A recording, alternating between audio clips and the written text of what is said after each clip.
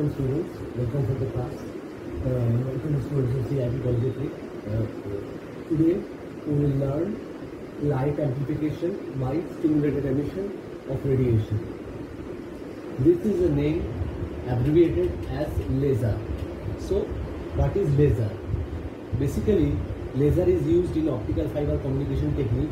We use generally semiconductor laser for smaller size and better coupling. The nature of the laser light is different. It is not the light emitted by LED or photodiode. In photodiode, in LED, optical energy is converted into electrical energy, and the LED will glow. Sorry, electrical energy is converted into optical energy. In LED, electrical energy we apply external electrical energy that will be converted into optical energy due to the band conversion of electron. Electron will stay in the valency band, that will go to the conduction band. So band conversion of electron, an electron releases the energy absorbed in the form of photon. Here also same case, but quite different. Nature of the light. So in LED, externally applied electrical energy will be converted in the form of optical energy by releasing huge amount of photons. But in case of laser, nature of the light is different. The cases are different. Why? That we will discuss today. Nature of the light of the laser is three types: highly monochromatic, highly intense, and highly unidirectional. So nature of the laser light is different types: highly monochromatic, highly intense, and highly unidirectional. So basically laser works on three types of technique. Number one is simulated absorption, spontaneous emission, simulated emission. So consider this layers. Now we will discuss one by one what is simulated absorption, spontaneous emission, and stimulated emission. This is your laser. This is excited. This is the ground state. This is the excited state. Ground state is known as energy state E1. Excited state is known as energy state E2. Now, electron stays in the ground state. Basically, in the normal condition, when we didn't apply any additional photon externally, electron stays in the ground state. Now, we have impinged an additional photon when the electron stays in the ground state. The electron absorbs energy from the additional photon, and it will go to the excited state. Electron absorbs energy from the additional photon, and it will go to the excited state. After going to this process is called stimulated absorption. That means we are stimulating an additional photon in the system. Electrons which are staying in the ground state, they absorb energy from the additional photon impinges in the system, and they will go to the excited state. This excited state is an unstable state. So this process is known as simulated absorption. This excited state is an unstable state. Electron stays in the excited state, in the unstable state for some time. Then it will return back to the ground state by releasing energy in the form of photon. That is the energy level. Energy is h nu. Now in this case, the releasing of energy needs no external stimulation. No external stimulation is required to release the energy in the form of photon. So let's go to the third step. Now electron is staying. Consider the electron is staying in the excited state. Consider the electron is staying in the excited state. Consider the electrons are staying in the excited state. So electrons are staying in the excited state. Now we have impinged an additional photon in the system. So additional photons we have increased in the system, electrons will return back from the ground state to the from the excited state to the ground state. Although electrons were staying in the excited state previously, in that case we have impinged an additional photon in the state. Electrons will return back to the ground state from the excited state, releasing energy in the form of photon.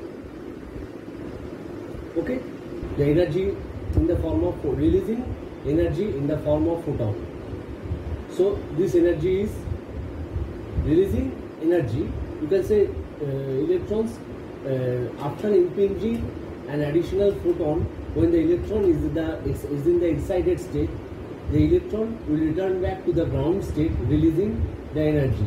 That photon, that emitted photon in the form of energy, is in phase with the photon that we have impinged in the system additionally or externally. So here external simulation is required. This is the difference between spontaneous emission and the simulated emission. Here the electron which is in the excited state, that is called unstable state, the electron remains there for some time. The particular electrons remains there for some time because this state is known as unstable state. But it will return back to the ground state, releasing energy in the form of photon without any application of external simulation. But here we have impinged a photon externally or additionally. So here external stimulation is required. So this is called stimulated emission, this is called spontaneous emission. Now you have realized what is the difference between stimulated emission and spontaneous emission. Now there is a very important term in laser. It is called population inversion. Stimulated emission will exceed absorption. Stimulated emission will exceed absorption only if population in the excited state greater than the population in the ground state. Stimulated emission will exceed absorption. Stimulated emission will exceed absorption only if the population in the excited state greater than the population in the ground state. This stimulated emission will exceed the absorption. That means electron will not absorb any energy from the additionally impinged photon if the population in the excited state is greater than the population in the ground state. Number of electrons in the excited states are more. The actual number of electrons in the excited state is more than the actual number of electrons in the ground state. The population here is greater than the population here. The actual number of electrons is more than the actual number of electrons in the ground state. This procedure is called population inversion. So, nature of the light, the nature of the light of the laser. It is highly intense, highly monochromatic, and highly unidirectional. That's why we use laser in optical fiber communication due to its highly intensiveness, highly monochromaticness, and highly unidirectional. So it is actually semiconductor laser is very small in size, and it is used in better coupling technology. It can be coupled with the optical fiber very easily. So this is that's why basically in optical fiber industry people use semiconductor laser instead of using a normal laser. But the procedure or the basic physics behind the same laser is always same.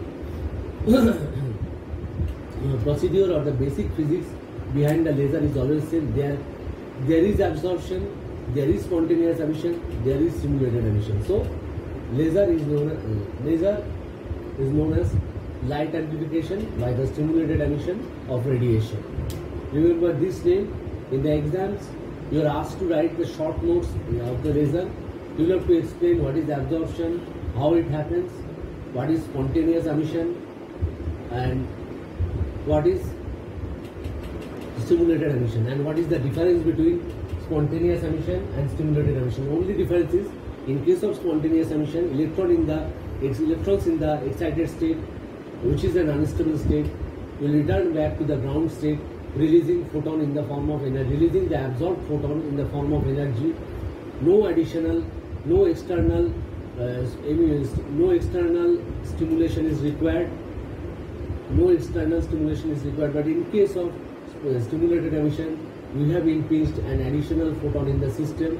So electrons in the ground state, they will return back to the electrons which are in the excited state. They will return back to the ground state, releasing photon in the form of energy. That photon is in phase with the incident photon. So this is called stimulated emission. This is the difference between stimulated emission and spontaneous emission. So this is your laser technology and the basic physics behind the laser. Remember the population inversion term. The spontaneous emission simulated emission will exceed absorption if the number of electrons here, if the number of electrons in the excited state is greater than the number of electrons in the ground state. If the number of electrons in the excited state is greater than the number of electrons in the ground state. So this is called number of, remember population means number of electrons. Here the term population means number of electrons in the excited state is greater than the number of electrons in the ground state. Always this phenomenon should be considered as a very popular term of laser. Actually, if we consider helium neon laser, this is your ground state, this is your excited state. Here stimulated emission happens. This is your, with the help of metastable state. This is your metastable state. That means electron which absorbs photon and will go to the excited state stays there for some time because it is an unstable state. From this excited state, during the time of spontaneous emission, it will return back to the ground state and release the energy in the form of photon. But in case of stimulated emission, where we are impinging an additional photon in the system, the electron will not directly go to the ground. It will go to the metastable state first.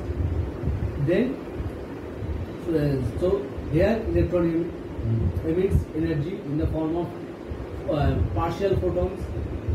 Here electrons emit partial energy in the form of photon, H-1.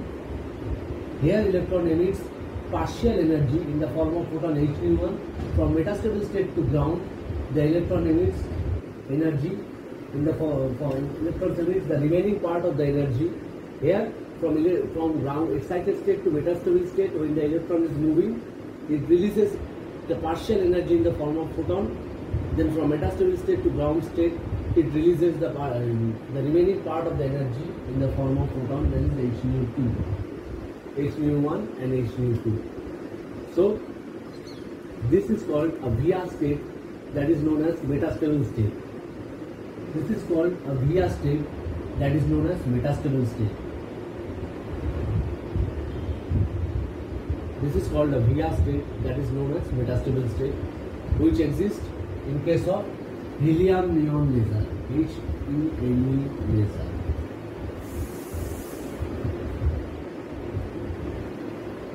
Which is called helium neon laser. So this is laser.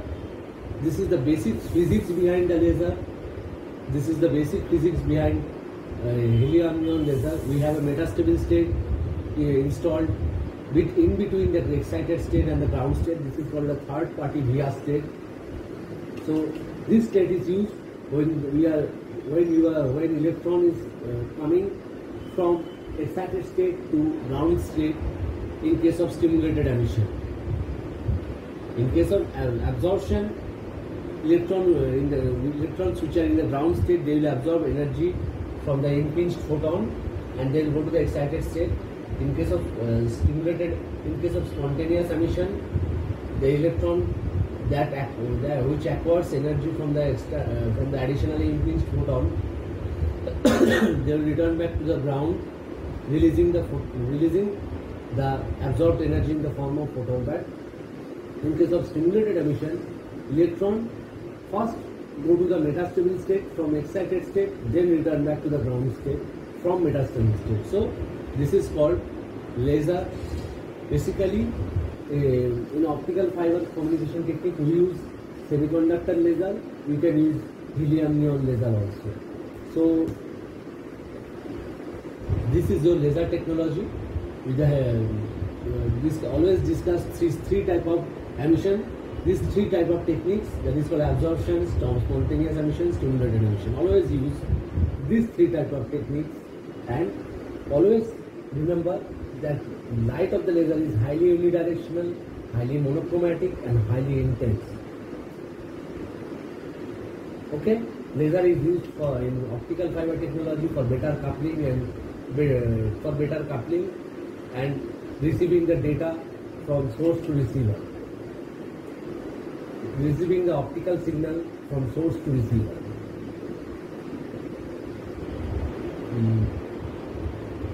This device is quite different from the other optoelectronics device like LED, photodiode, or phototransistor, or photo detection principle compared to the other optoelectronics device. Because in this case, in those devices we have depletion region, we have a PN junction, we have an intrinsic junction. The depletion, basically the absorption photon depends on the width of the depletion region. So the more we apply reverse bias, the more the depletion region width will increase. It will cover the whole intrinsic region.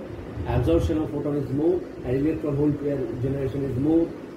More number of electron hole pairs will be generated due to the absorption of huge number of photons in the depletion region layer. But in case of laser, there is no PN junction semiconductor. We are focusing basically absorption and spontaneous emission and stimulated emission.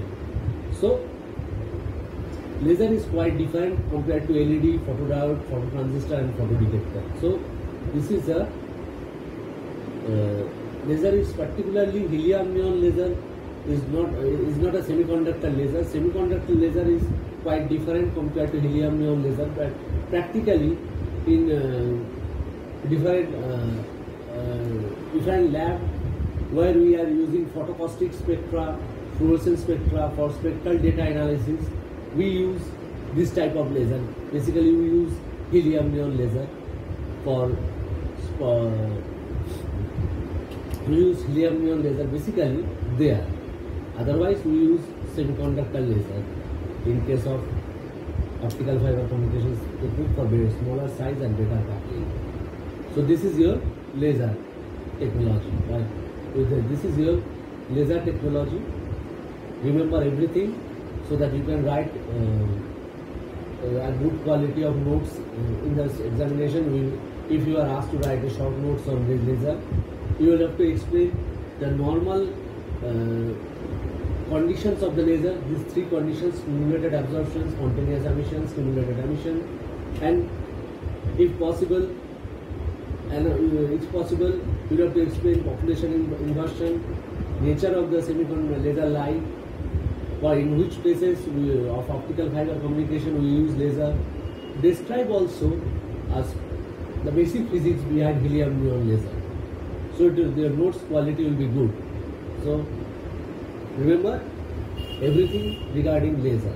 In the next class, we will discuss shortly after this video. In the next video, we will discuss the advantages and disadvantages of optical fiber communication.